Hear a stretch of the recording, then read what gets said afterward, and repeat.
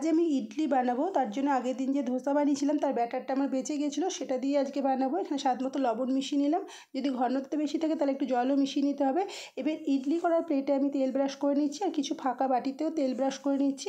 এবারে ইডলির ব্যাটারগুলো আমি অর্ধেক করে এটা দিয়ে দেবো, কেন এটা তৈরি হয়ে যাওয়ার পর আবার এগুলো খুবই ফুলে ওঠে, সেই জন্য অর্ধেক করেই দিতে হবে, পুরো ভর্তি করে দিলে হবে না। এখানে রাইস কুকারে জল গরম করতে দিয়েছিলাম, দেখো 10 মিনিটের মধ্যে এটা আমার কমপ্লিট হয়ে গেছে। এবারে আমি চাটনি বানানোর জন্য কড়াইতে সর্ষের তেলে শুকনো লঙ্কা, সর্ষে, কারি পাতা আর কয়েক কোয়া রসুন দিয়ে দিয়েছি ফোড়নে, আর সাথে 3 চামচ ছোলার ডাল আর হাফ কাপ মতো বাদাম দিয়ে এটা আমি পেস্ট করে নেব একটু লবণ আর জল দিয়ে।